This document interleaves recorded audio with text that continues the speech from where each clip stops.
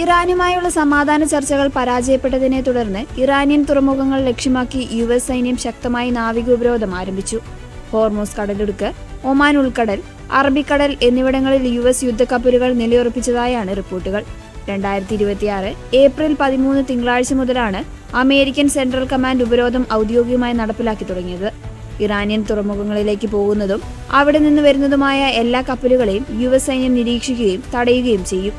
പാകിസ്ഥാനിൽ വെച്ച് നടന്ന സമാധാന ചർച്ചകൾ പരാജയപ്പെട്ടതോടെയാണ് പ്രസിഡന്റ് ഡൊണാൾഡ് ട്രംപ് ഈ കടുത്ത തീരുമാനമെടുത്തത്. അനുവാദമില്ലാതെ ഉപരോധ മേഖലയിലേക്ക് പ്രവേശിക്കുന്ന കപ്പലുകളെ പിടിച്ചെടുക്കാനോ തിരിച്ചയക്കാനോ യുഎസ് സൈന്യത്തിന് നിർദ്ദേശം നൽകിയിട്ടുണ്ട്. അമേരിക്കയുടെ ഈ നീക്കം കടൽ കൊള്ളയ്ക്ക് തുല്യമാണെന്ന് ഇറാൻ ആരോപിച്ചു. ഇറാനെതിരെ ശക്തമായി തിരിച്ചടി നൽകുമെന്നും മേഖലയിലെ മറ്റു തുറമുഖങ്ങളും സുരക്ഷിതമാകില്ല എന്നും ഇറാൻ മുന്നറിയിപ്പ് നൽകി. ഉപരോധ വാർത്ത പുറത്തു വന്നതോടെ ആഗോള വിപണിയിൽ എണ്ണവില ബാരലിന് $100 മുകളിലേക്ക് കുതിച്ചു. ലോകത്തിലെ എണ്ണക്കപ്പലുകളുടെ 5-1 കടന്നുപോകുന്ന ഹോർമൂസ് കടലിടുക്കിലെ അനിശ്ചിതത്വം ആഗോള സമ്പദ് വ്യവസ്ഥയെ ആശങ്കയിലാക്കിയിട്ടുണ്ട്. ഇറാനിയൻ തുറമുഖങ്ങളിലേക്ക് പോകാത്ത കപ്പലുകളുടെ സഞ്ചാരത്തിന് തടസ്സമാകില്ല എന്ന് യുഎസ് വ്യക്തമാക്കിയിട്ടുണ്ട്.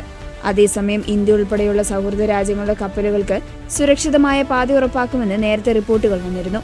എന്നാൽ ഏകദേശം 20,000 നാവികരും 1,600 കപ്പലുകളും നിലവിൽ ഗൾഫ് മേഖലയിൽ കുടുങ്ങിക്കിടക്കുകയാണെന്ന് ഇന്റർനാഷണൽ മാരിടൈം ഓർഗനൈസേഷൻ അറിയിച്ചു. ഇതോടെ സ്ഥിതിഗതികൾ കൂടുതൽ യുദ്ധസമാനമായ സാഹചര്യത്തിലേക്കാണ് നീങ്ങുന്നത്.